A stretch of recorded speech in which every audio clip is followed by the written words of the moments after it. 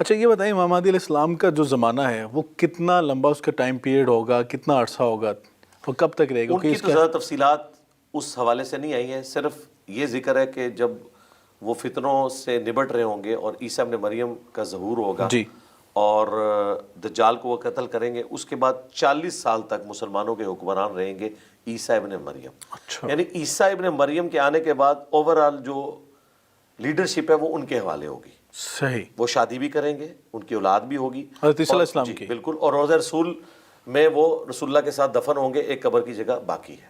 اللہ. اور یہ ساری حدیثیں ہمارے اہل سنت کے ہاں پائی جاتی ہیں. ایون اسرائیلی روایتوں میں یہ چیزیں کسی درجے میں موجود ہیں کہ نبی اسلام کے ساتھ انہوں نے آخری پیغمبر کے ساتھ دفن ہونا ہے. اور اس کے بعد پھر دوبارہ دنیا کفر کی طرف لوٹ جائے گی اور الٹیمیٹلی ایک خوشبودار ہوا چلے گی، اہل ایمان کی روح قبض ہو جائے گی، صرف کافر دنیا میں رہ جائیں گے اور انہی کے اوپر قیامت قائم ہوگی. اچھا یعنی کہ جب قیامت قائم ہوگی اس کے بعد مومن دنیا میں نہیں ہوں گے، ایمان والے نہیں ہوں گے. یہ اللہ تعالیٰ کی غیرت کا تقاضا ہے. صحیح مسلم میں حدیث ہے جب تک دنیا میں ایک بھی اللہ کا ذکر کرنے والا موجود ہے نا، قیامت نہیں آئے گی. اللہ اکبر. کیونکہ یہ کائنات کا نظام اللہ تعالیٰ نے ایک مومن بندے کی اتنی اہمیت رکھی ہے. سبحان اللہ. بخاری مسلم حدیث ہے کہ کئی نیک بندے ہیں جن کی وجہ سے اللہ تعالیٰ دنیا میں رزق دیتا ہے، ان کی وجہ سے. اللہ اکبر. تو یہ لیکن وہ نیک بندے وہ ہوں گے جو اہل توحید ہوں گے، اپنی عبادت کروانے والے نہیں.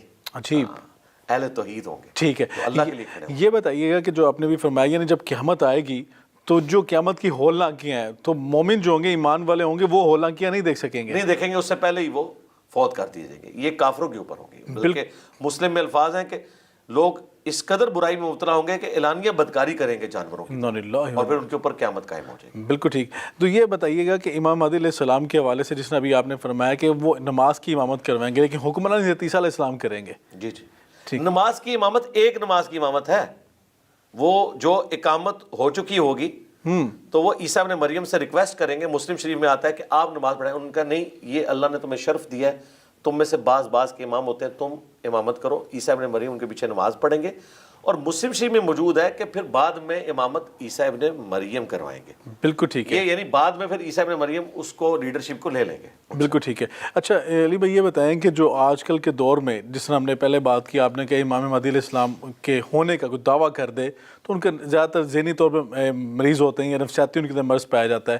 ایسے لوگوں کی دین اسلام میں کیا شرعی سزا بتائے گی کہ ایسے لوگ اگر دعویٰ کر دیں تو ان کے ساتھ کیسے نپٹا جائے گا؟ جی قتل و غارت والا تو کوئی معاملہ نہیں ہونا چاہیے. ٹھیک ہے، گمراہ لوگ ہیں یہاں تو لوگ پتہ نہیں کیا کچھ دعوے کر کے چلے گئے. جو قتل والا معاملہ ہے جو حکومت وقت کرے گی وہ اس شخص کے لیے جو جھوٹا دعوے نبوت کرتے ہیں. ٹھیک. وہ ہمارے پاس یہ بھی حکومت کرے گی، پبلک نہیں کرے گی. پبلک نہیں کرے گی اور قانونی راستہ اختیار کیا جائے گا. پریسیڈنٹ سیٹ ہے مسلمہ کذاب کے حوالے سے. جی ٹھیک ہے.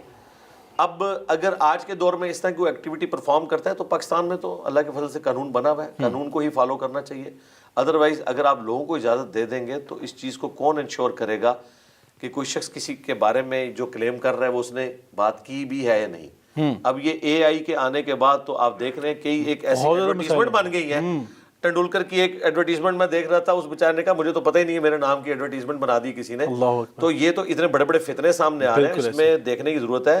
میں تو حیران ہوں کہ یہ اگر ہمارے فرقہ باز قسم کے لوگوں کے ہاتھ یہ سافٹ ویئر چڑھتا ہے وہ تو کسی کی طرف سے کوئی بھی چیز کرتے ہیں. مولانا مودودی کے بارے میں ان کے بزرگ کہتے تھے یہ دعوی نبوت کر کے مرے گا. ٹھیک ہے. تو مودودی صاحب کو لوگ کہتے تھے آپ ان کو جواب دیں، وہ کہتے تھے میں بغیر دعوی نبوت کیے دنیا سے جا کے انہیں پریکٹیکلی جواب دوں گا. اللہ آج اللہ کے فضل سے مودودی صاحب کو فوت ہوئے 40 سال سے زیادہ ہو چکے ہیں.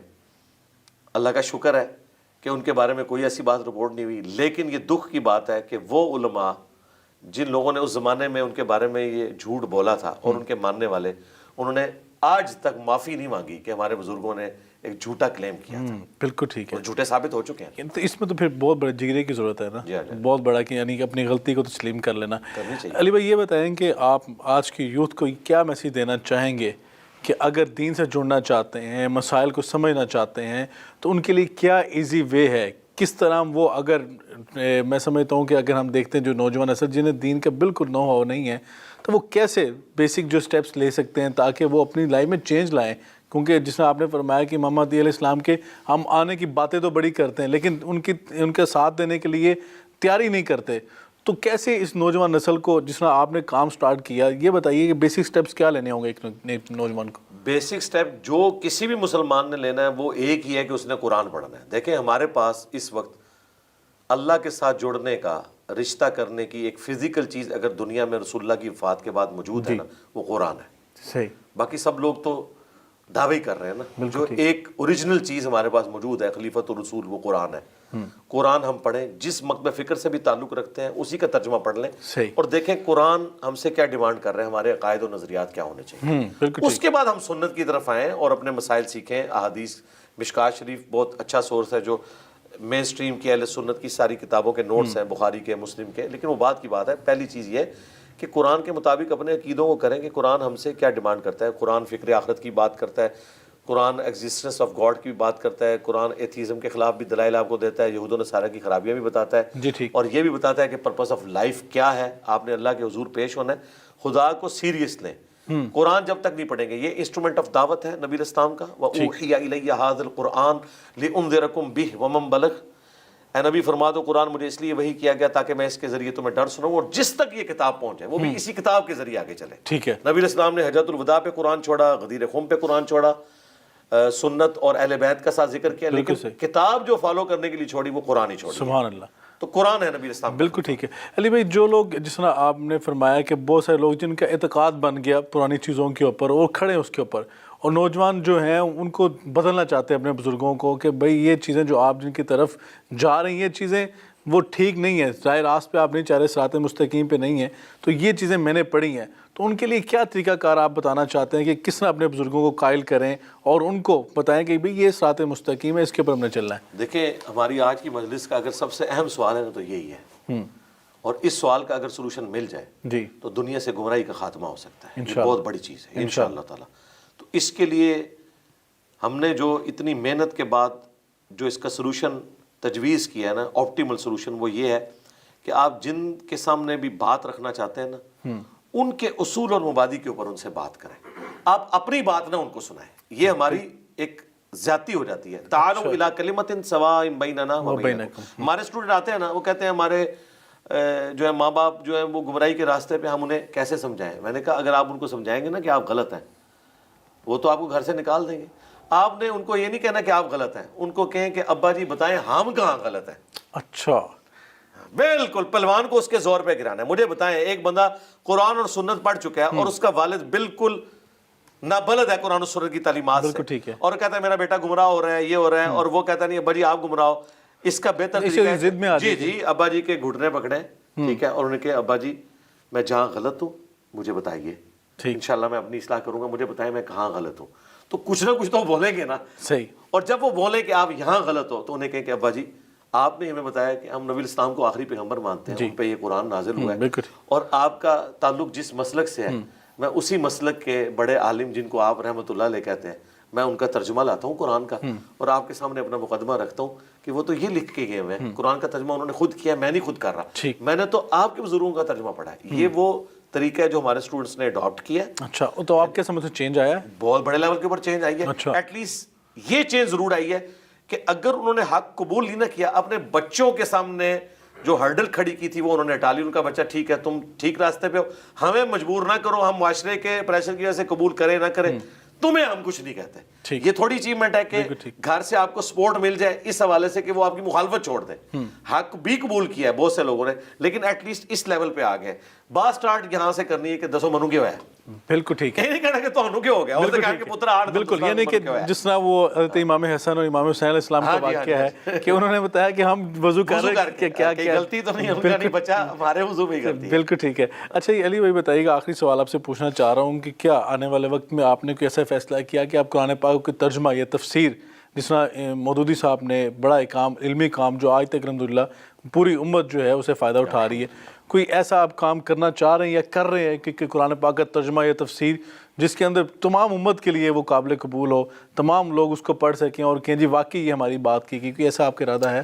دیکھیں اس حوالے سے ہم اپنے استاد ڈاکٹر اسرار صاحب کی بات کریں گے. انہوں نے 70s میں ایک لیکچر دیا تھا قرآن کالج میں، پرانی ریکارڈنگ ہے، اس میں وہ کہہ رہے ہیں کہ میں نے جو ہے نا اپنا جو کمپیٹنسی کا ایریا ہے نا اسے آئیڈینٹیفائی کیا کہ میں مودودی صاحب کی طرح بڑا رائٹر نہیں بن سکتا، لیکن میری اسپیکنگ پاور بہت اچھی ہے.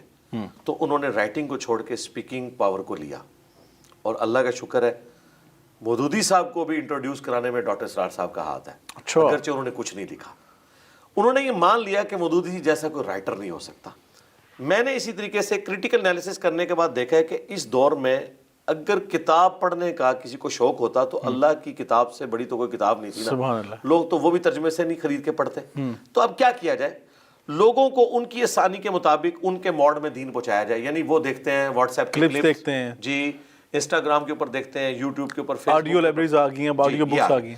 تو میں نے مودودی صاحب کو نہ صرف پڑھا, نہ صرف ابن کثیر کو پڑھا, نہ صرف ڈاکٹر اسرار صاحب کی تفسیر سنی اور باقیوں کے ترجمے دیکھے. میں نے اس کے بعد قرآن کی تفسیر 344 لیکچرز میں ویڈیوز میں ریکارڈ کرائی ہے. دوبارہ سے میری تفسیر کے اس کے اندر آپ نے اپنی طرف سے جو آپ کے ذہن میں چیزیں تھیں, جو آپ کے ذہن میں ترجیح تھی, وہ آپ نے اس میں شامل کی؟ میں نے تو اتنا کچھ اس میں ایڈ کیا ہے کہ آج کے دور میں جتنے فرقوں کے جو اختلافی موضوعات ہیں نا, جو نہ مودودی صاحب نے ڈسکس کیے تھے نہ ڈاکٹر اسرار نے ڈسکس کیے تھے, اچھا, میں نے وہ بھی ڈسکس کر دیا اور اس میں بتایا اپنی کہ ترجیح بھی دی آپ نے. جی میں نے بتایا کہ یہ آیت فلاں فرقے کی دلیل ہے اور اس مسئلے میں وہ ٹھیک کہہ رہے ہیں, لیکن اس میں جو ایک سٹیپ وہ آگے فارورڈ کر رہا ہے یہ غلط کر رہا ہے. میں نے ایک ایک آیت کے اوپر بسا اوقات 6 لیکچرز دیے ہیں, کیونکہ اس سے آگے ہم جا نہیں سکتے. بالکل ٹھیک ہے.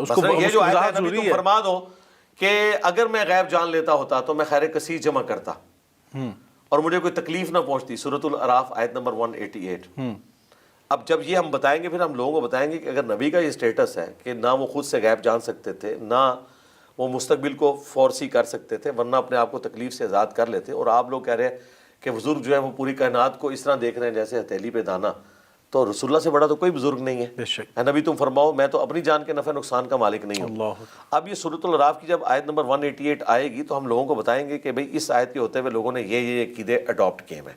الا بذکر اللہ تطمئن القلوب, یہ آیت کا ٹکڑا ہے سورۃ الرعد کی آیت نمبر 28 کا. میں نے اس کے اوپر 6 لیکچرز دیے ہیں کہ اللہ کا ذکر کیا ہے, اس کی ساری فارمز بتائی ہیں. قرآن اللہ کا ذکر ہے, نماز اللہ کا ذکر ہے, صبح شام کے اذکار بتائے ہیں, صورتوں کے فضائل بتائے ہیں. آیت تو ایک تھی, پھر اس میں جو اختلاف پایا جاتا ہے فرض نماز کے بعد کون سے اذکار پڑھنے چاہیے, میں نے اس کو قرآن کی تفسیر میں ریکارڈ کروا دیا. ٹھیک ہے, بہت بڑا یہ انشاءاللہ کام ہوگا, اور آنے والے دور میں ہو سکتا ہے کہ آپ کا شاگرد ہے اس کو ریٹن فارم میں بھی لے آئے. ہاں جی کر رہے ہیں, کچھ لوگ کام بھی کر رہے ہیں اس کو ریٹن فارم میں بھی لے. بالکل ٹھیک.